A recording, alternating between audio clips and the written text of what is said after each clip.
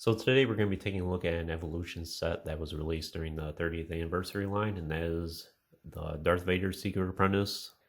And these were some of the first Galen Merrick's or Star Killer action figures that we got at the time. And it was shortly before the Force Unleashed game came out. I recall getting this for, I believe it was my 12th birthday at the time, and I got this set from Kmart actually. It was during several months after it had already been out, and this was a pack that I think was kind of lingering on the shelves for a little bit. It's not one that people were jumping for joy, rushing out to get. And I do recall at the time as well, we had the Jedi Legacy pack, which I do have the Baltar Swan action figure reviewed on the channel if you want to check that out. And we also got the Sith Legacy pack as well, which to this day still is one of the most sought after Evolutions packs of all time for the Star Wars line. But I think as time goes on, this one has been sought out a lot more, especially for this one on the left here. But unfortunately, I don't have the package anymore to show you. I got rid of that years ago. And if you recall how the Evolutions pack looked, it was in that rectangular box, and you had the three figures displayed, and sometimes you'd have a tab off to the side where all the accessories would be stored.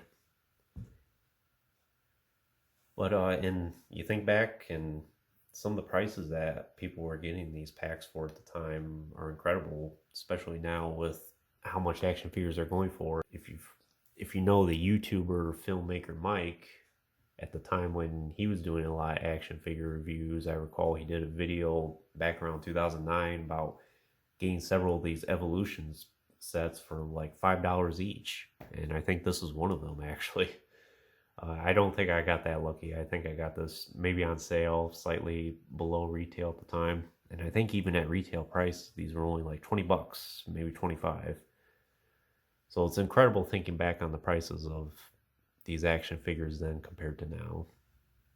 And at the time, Kmart was one of those hidden gem stores in many ways, where if you're looking for a really rare action figure and you're having a hard time finding it, Kmart's one of the places you can go to find it. But anyways, let's focus back on the action figures themselves. And since I don't have the package here to show you, we'll just dive right into the action figures. So we'll start off with Vader's Apprentice himself. And this is the first outfit that we see him in.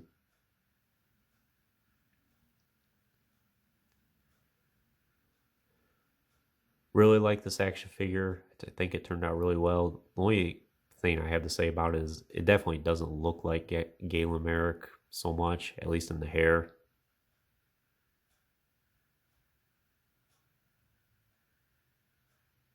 But there is a lot of great things going on with this action figure. And a lot of it has to do with the paint apps and the detailing involved with it. I really like how they have the blood stains here, and I would assume those are like bandages wrapped around him. I think that's a really nice detail. And just this ragged, worn out outfit he's got. I still have the elastic bands around his hand there. As you can tell, they're starting to yellow. I imagine here in the next couple of years they'll start to rot away, and I'll probably have to pull them off.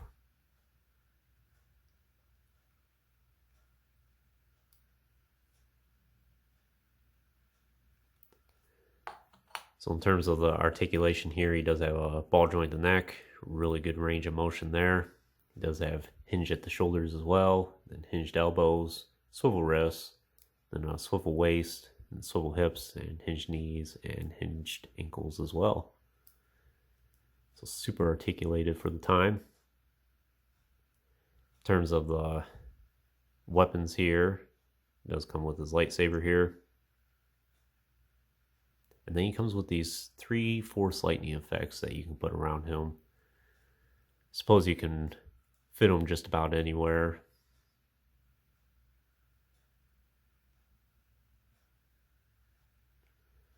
But nice of Hasbro to include that.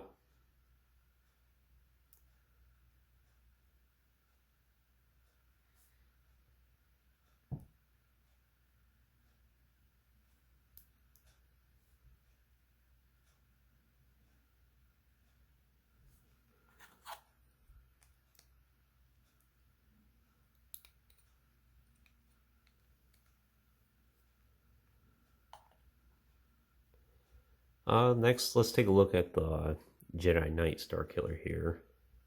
So this is probably the more underwhelming action figure of the three. It's a good action figure, but there is one thing that I'm kind of disappointed about with it, and I think is a huge blow to this action figure normally.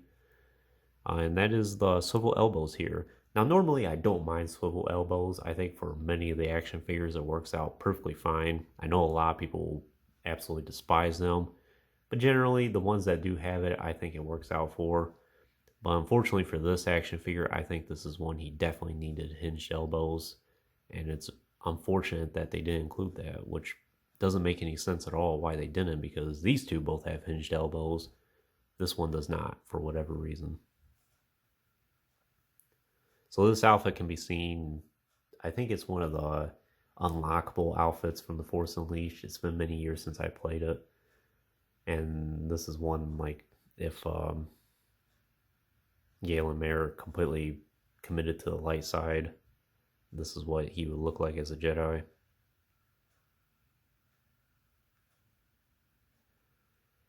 But the detailing looks really nice in this. It is a good action figure to have. I kind of treat this as like a background Jedi to have.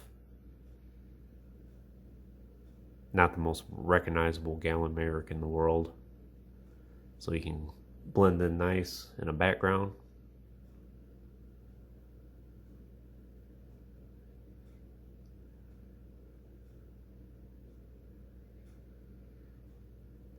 A lot of good detailing in his robes here.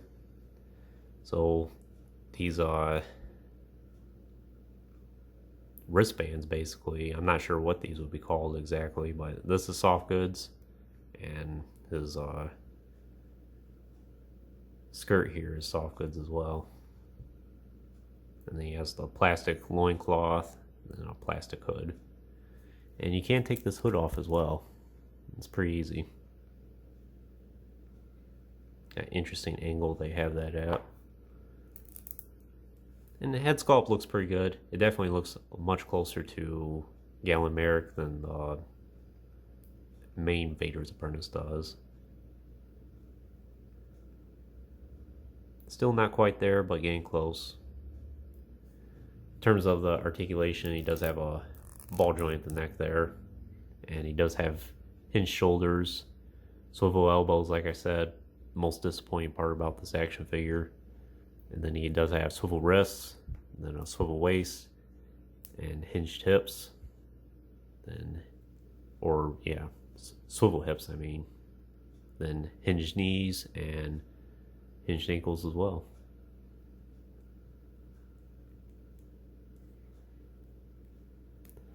So super articulated all around, but for whatever reason, they just didn't deal with those elbows. In terms of the accessories here, he just comes with his main lightsaber here. Nothing too fancy about it. I do think this hilt is unique for him though. And then he also has a unique feature about him where he does have an unignited hilt, which you can fit a lightsaber blade into. And then he has this pouch here where instead of attaching it to his belt, that's what you put it in. It's a pretty unique design, not something you see with a Star Wars action figure normally.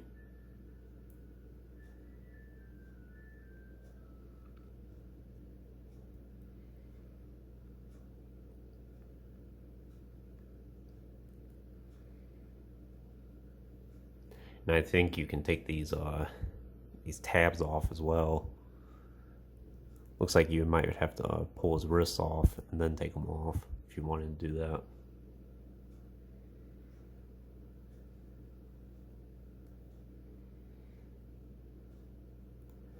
But pretty basic in colors, like I said. As far as action figures go in this pack, this one's probably the more underwhelming one of the three. But it's still pretty good.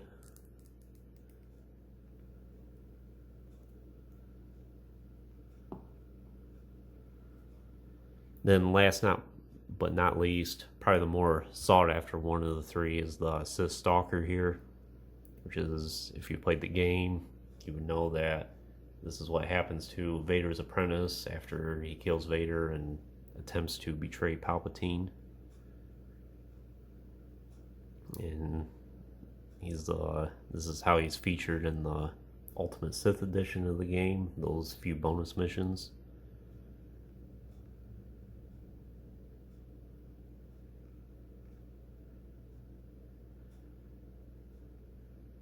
Definitely one of the more fan favorite action figures from this era. And lots of great detailing involved. Nice markings on his helmet there. Great detailing in his torso there. Kind of like an armored rib cage. Of course, all his lightsabers around his belt there. And each one's permanently attached to the belt, except for this one here. You can pull off. And that fits pretty good around his belt. Interesting armor on his knuckles there. He has the one on his index finger there. And that armor there and armor there. Soft good skirt here. Nothing too much to say about the boots. I assume that's just a little bit armor.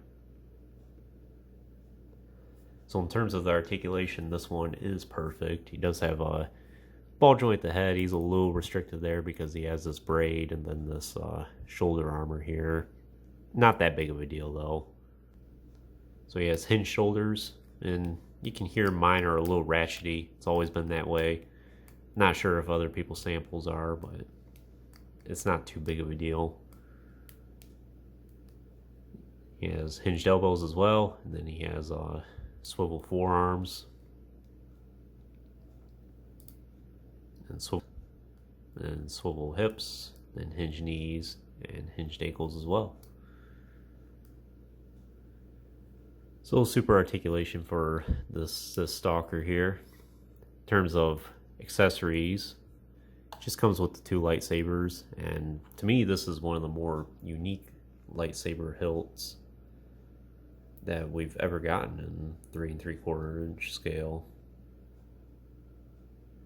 Nice red blade. Looks really good, and you can attach this to his belt if you want to. It's interesting that they bothered to put a peg on his ignited hilt, but you can do that there. Maybe you can pose him in a way where it looks like he's igniting the lightsaber as he's about ready to draw it or something. And of course his unignited one here as well. And it looks like you can fit a blade in there if you really wanted to. Nice detailing. And like I said, it fits very well around his belt there.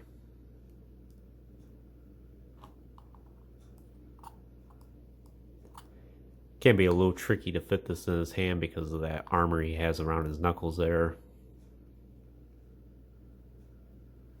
And that's not a soft plastic at all. It actually can poke you.